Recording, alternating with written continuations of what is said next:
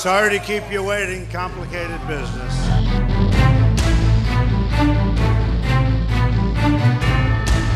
President-elect Trump stunned the pundits. But let's go back to what our pollster Matt Towery said on Thursday night. Your best guess as to who will win the state of Florida right now? Quite frankly, my gut tells me Donald Trump will win the state. And he called the race across the nation. In terms of the presidential election as a whole, who do you think could win this on Tuesday? He said Trump will win and that most of the polls are just plain wrong. I don't think there's a pollster in America who's really weighting their polls correctly. Well, tonight we'll show you why we knew that and how we called Florida first. And our contributor and Pulitzer Prize winning journalist Charlie LeDuff will explain how he called the storyline in Michigan 16 months ago.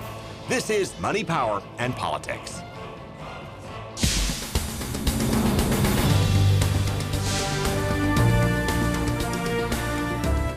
So, Marissa, here we are. Donald Trump has to put together a whole new cabinet here. Can we say Secretary of Health Rick Scott? No, I think Scott said he'll take a pass. Okay, well, Marco Rubio for President 2020? No, he'll take a pass too. Yeah. Attorney General Rudy Giuliani. That's if Pam Bondi doesn't already have the inside track. Okay, well, maybe let's just take a look at this historic moment from the president-elect. Now it's time for America to bind the wounds of division. Have to get together.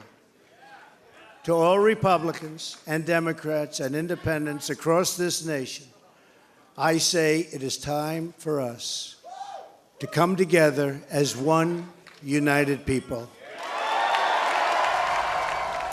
Well, Hillary Clinton says she'll be in pain for a long time to come. She did, but like President Obama, she said it is time for all Americans to unite. I still believe in America, and I always will. And if you do, then we must accept this result and then look to the future. Donald Trump is going to be our president. We owe him an open mind and the chance to lead. And so Democrats are going to have to do an awful lot of soul searching here. And so will a lot of Republicans who missed on Trump from the start. Roll tonight's edition of Famous Last Words.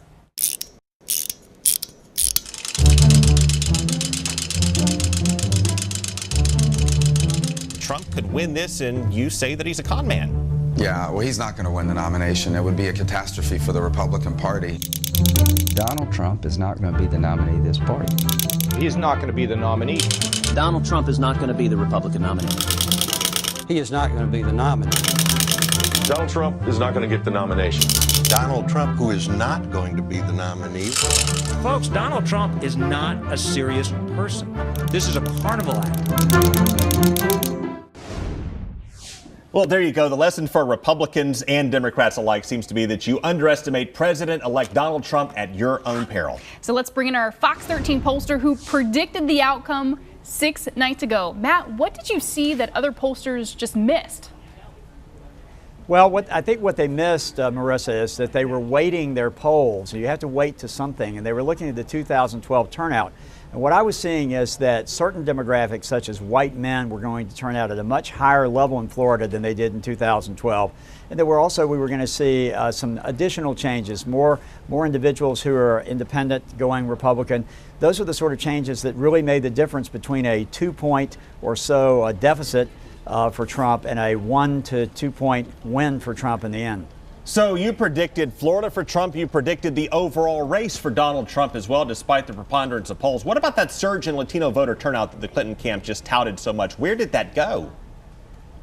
Well, it actually occurred. The problem for the Clinton campaign is that the increase in white vote, particularly white male vote, going to the Republican nominee Trump was just much bigger. It was much bigger in Florida. So by ratio, it wasn't that significant to see the increase in the Hispanic vote. This was, by the way, a monumental turnout all over the country. We're 14 to 15 million votes above 2012 and the largest turnout in American history. So, you knew somebody was coming out to vote who'd never been there before. Some were Hispanic, but a lot were these white, in many cases men, who just decided they would get out and for the first time vote. And Matt, you correctly predicted the outcome of this election. So now give us predictions of what will happen in Trump's first 100 days. Give us specific predictions for cabinet positions and what will he go through Congress. All right, Marissa, I don't have a crystal ball here. I sort of work on the numbers. Yes, you do. Yes, you do. But I will say, I think you'll see some of the big names that were with Trump as surrogates filling some of the major positions in the cabinet.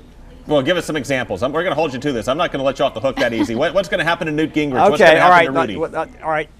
Newt Gingrich will not be Secretary of State, but he will hold another position. I won't say what it's going to be right now because I probably know a little more than most folks do.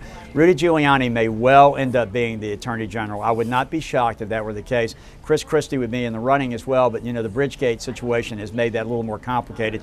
I don't know where Christie will end up, but he'll be involved as well, as will Dr. Ben Carson. He may be head of any number of departments related to health. Surgeon General has been talked about, but he may be actually headed to something higher than that. All right, you heard that. He said he knows something. Knows something about Gingrich. He should. Something. He certainly knew a lot heading into election night as well. Matt, thank you so much for your time. All right, guys. Okay, well, Trump beat Clinton in the Electoral College, but Clinton won the popular vote, and that's just the 5th time that a candidate who won the popular vote did not win the election, Marissa. Yeah, that's right. The last time that it happened was in 2000 when Al Gore won the popular vote, but George W. Bush won the election. Trump took states in the Midwest like Wisconsin and Michigan that usually go blue. Okay, now please welcome our contributor and Pulitzer Prize winning journalist, Charlie LeDuff. Charlie, Marissa, Charlie. Nice to meet you, Charlie. Well, Michigan has not gone Republican since 1988. What changed last night in Michigan? Well, I may be really simple, really super simple. It's the economy, stupid. There's no work. No matter what experts want to say, no matter what think tanks want to say, no matter what some statistics out of the federal government are, it's not going well here. People are broke. They're upset. Nobody's listening to them. The Republican Party got blown up.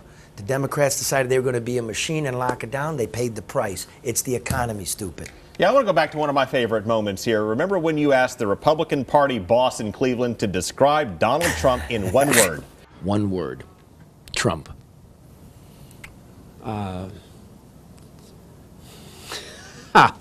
So then how did the party bosses who could not describe, let alone get Donald Trump back then respond to him now?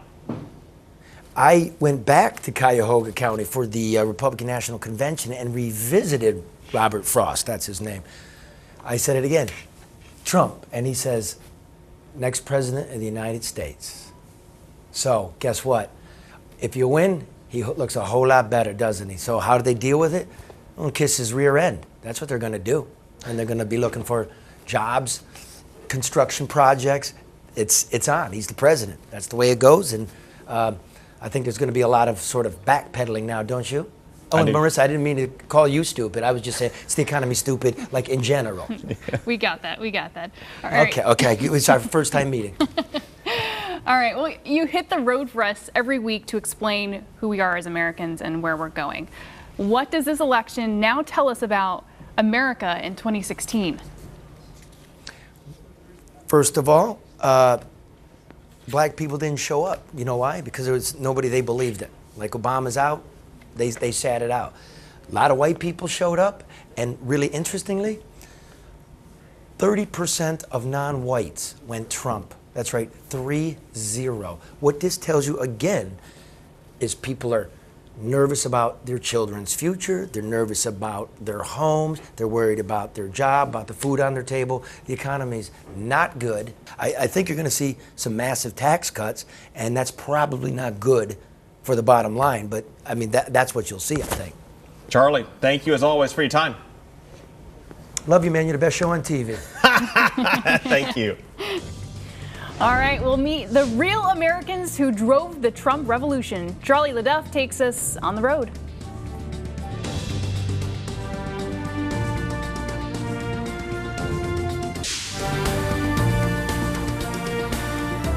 Well, President-elect Trump will take the oath on January 20th. And Charlie LeDuff shows us what we learned from the race and where we go from here.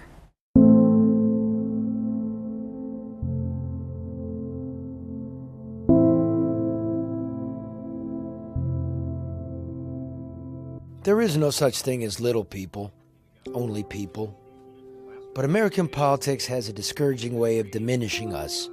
You, me, our children.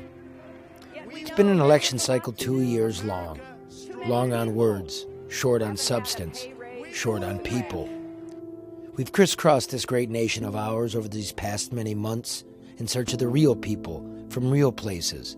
The factories and farms and oil fields, the ghettos, the barrio, trailer parks, and reservations. We left the halls of power to the lip-gloss media. Here, you'll see the real Americans, and this is what they say. The roads suck. You know, I'm paying freebie for everybody else to live here but me. Why? Where's my handout, man? I'm waiting for mine. I got my handout. I ain't got nothing. They putting all the money downtown in those shiny, big, giant buildings they're building downtown. They're employing people, but they're not my color. They're not me. Just over blocks, just because it's my block. They kill my home, we kill their home. You know how it, man. You know how it is. As in blacks, why we hurt each other? Yeah. Because of the lack of education, the lack of unity, the lack of trust. That's why. They always say that. Why don't you leave? No, go where?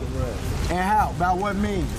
Just pack up and just wander around and hope I make it. I only could make enough to pay my rent. I can't save up to go out of town. Actually took the slack out on my gun. Was a young black kid, and it was a fake gun too. He almost got shot over a fake gun.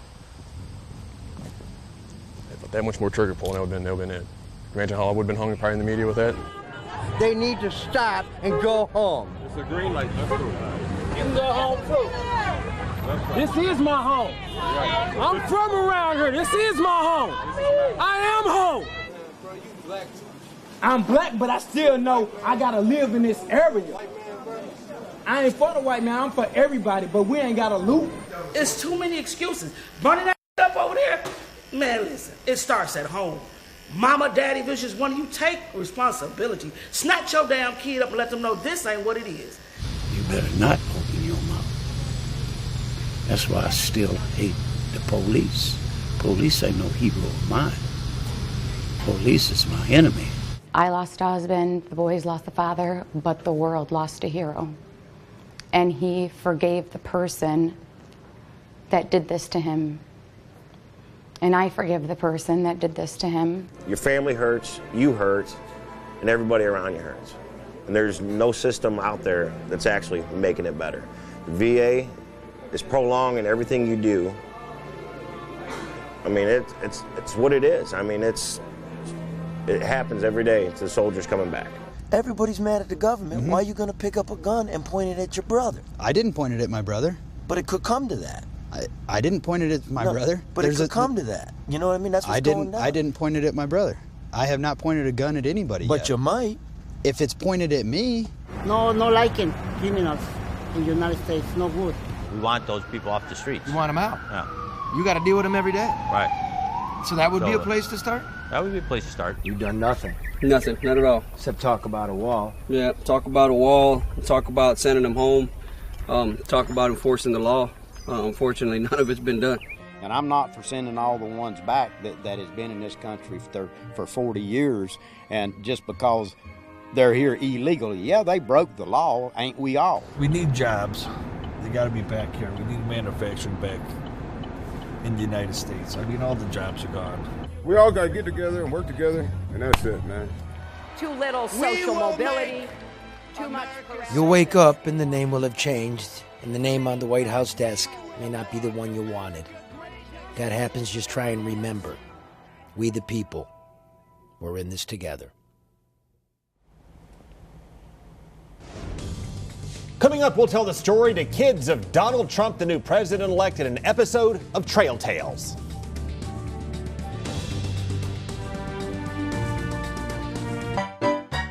It's time now for Trail Tales. The Very Hungry Donald.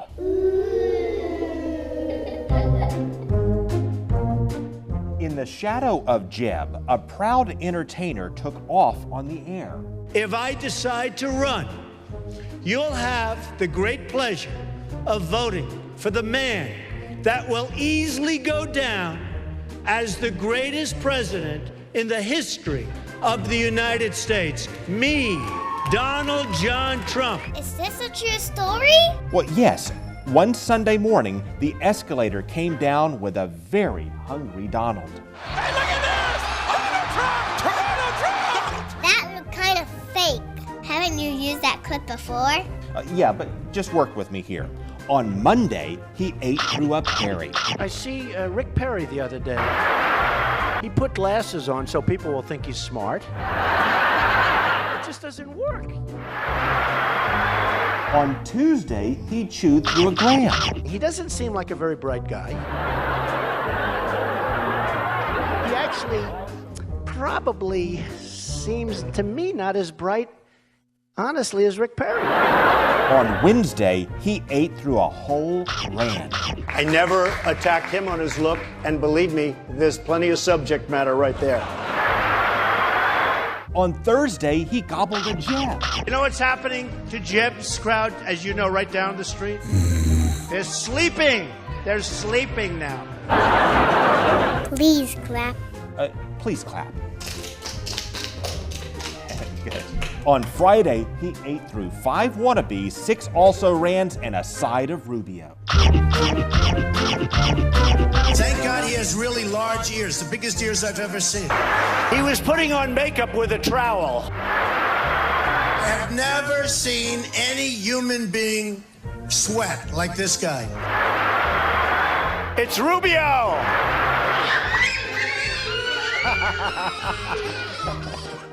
Well, he wasn't a hungry Donald anymore.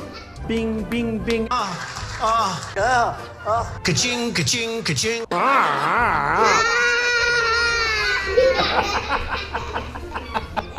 It's hilarious.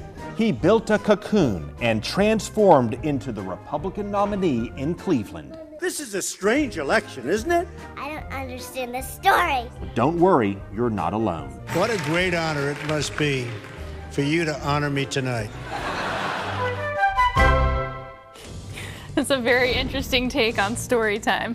All right, well, coming up, some final thoughts on the 2016 election after the break.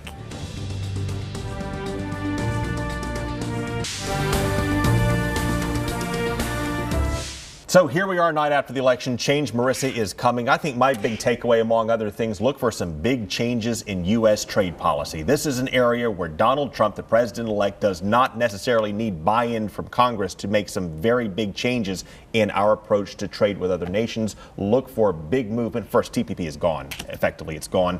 And perhaps a move to renegotiate, if not withdraw from NAFTA. Yeah, I think Megyn Kelly said it best. She was on with Kelly Ripa this morning. This should not change the American people for who they are. Yeah. You are still going to raise your children at home. You are going to live your life. No matter who was elected, it should not change you as a person. We need to have short memories. This was a tough one. This was a bruiser, a very difficult race on both sides, but we come together as Americans because that's what we do. That's our show for tonight. Thank you so much for joining us. We'll bring you another edition of Money, Power, and Politics again tomorrow night. Take care. We'll see you soon.